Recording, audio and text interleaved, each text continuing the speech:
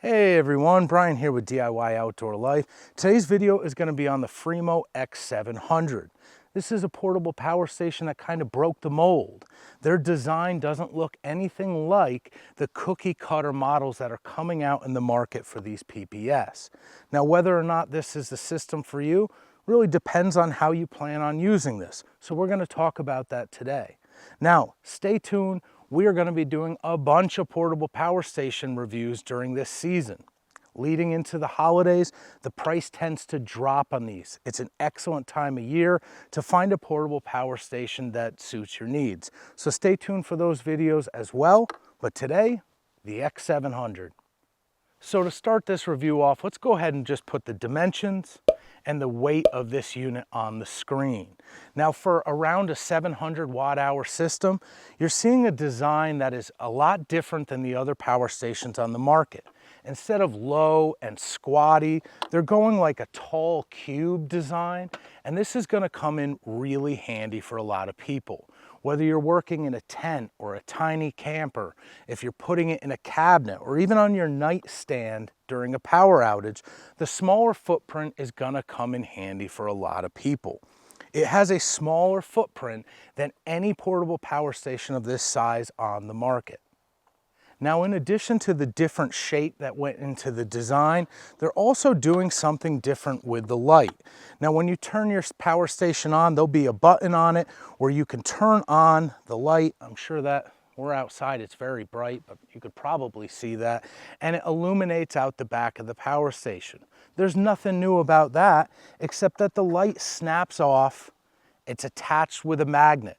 It's got a hanger if you want to hang it from the ceiling or put it in your tent. It's magnetic, so it can snap to ferrous metal, and it even has a little kickstand. There's a little USB-C charger on this, so you can actually get a little charge into your phone or something from it.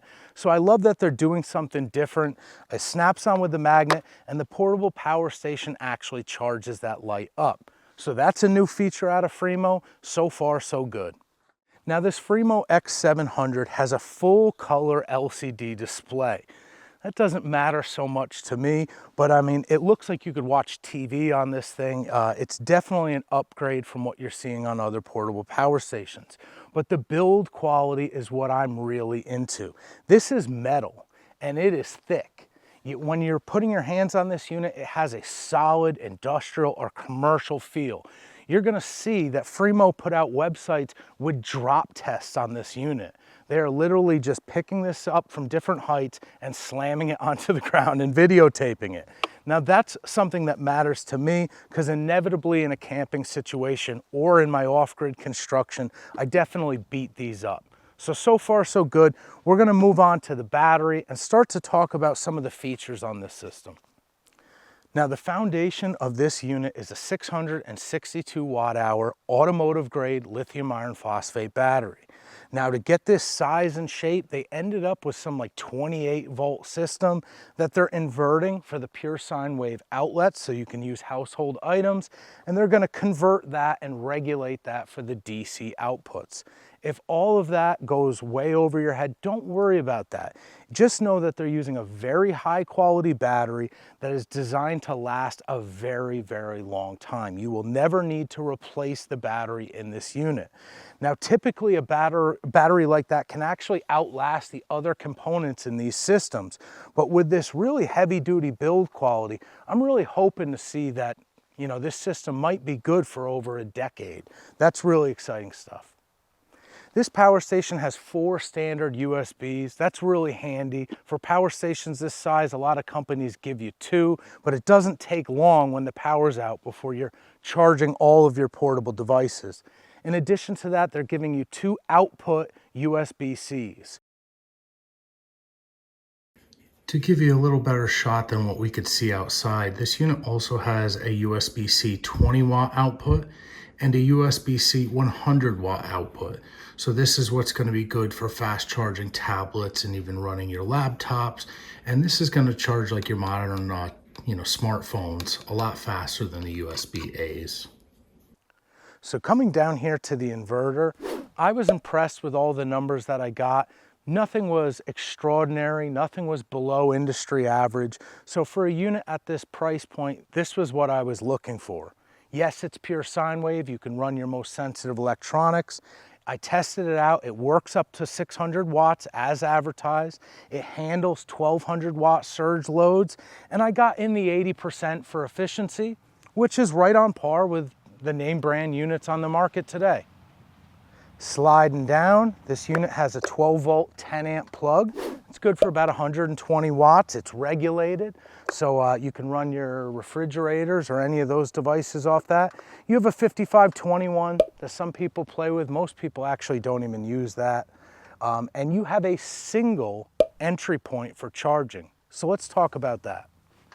Like most portable power stations, you're able to charge this from the wall, from solar, or from your car. Now they're gonna give you the wall charger and they're gonna give you the car charger. I actually got mine with a 100 watt portable panel to check that out, and they gave me a really high quality panel for a good price when I bundled them together. Car charger, about 120 watts. It's slow, but that's what a car charger can put out. You're not gonna do better than that. So it's a good idea to be able to top the system off, but 0 to 100 is gonna take you a long time. Their wall charger is 180 watts. That'll bring this from 0 to 80 in just under 3 hours. To top it off could take another hour after that. That used to be the number that we were looking for, but the technology is developing quickly, and I would say that that is slower than the industry average right now. Will that make or break this system? For me, it really doesn't. 3 hours is plenty enough time for me to wait to take this up to 80%, and that's what I do with most of my portable power stations. Now that 180 watts is also the same limit for the solar, and you're not gonna string panels in series. This is for a parallel connection. So you could go with a 200 or a 220 watt solar panel for this. It's okay to oversize it. It's only gonna take advantage of 180 watts. So you can get the same charge time from solar that you did from the wall. Now I hope I gave you enough information to make a decision off of. I do have a promo code. I'll throw those links in the description, but I'm gonna just review what I found to be, the condensed version of the pros and cons of this system. The pros, the build quality. Build quality is excellent. I actually really like this detachable magnetic flashlight. I like the shape. I know in my teardrop I'll be able to put this on the shelf above my bed and it's not gonna take up as much of a footprint. So those are all really neat features about this. As far as the cons or the downside of this system, there is a few.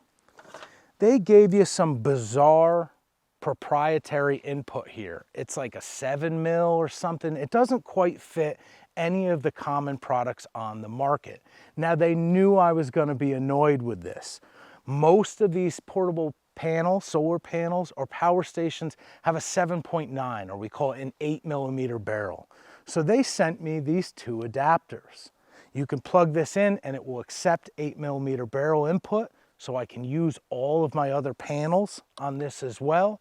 And they even sent me this adapter that works with their solar panel to be able to plug it into other power stations.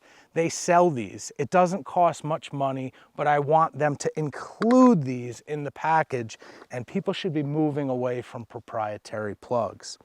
The last thing that I dislike about this system, maybe they could have given you a little faster charging, but you won't be able to see this outside. But there's 4 lights on the top of this system and there's 1 light on the front, and I can't shut them off. I don't know why these companies do this, but I just stick a piece of electric tape, so if you put this inside your camper, it doesn't feel like you're being, having a close encounter when you wake up in the middle of the night and there's green lights moving all around. That's the rundown on this system. I hope this helped you out. Stay tuned for the other power station videos.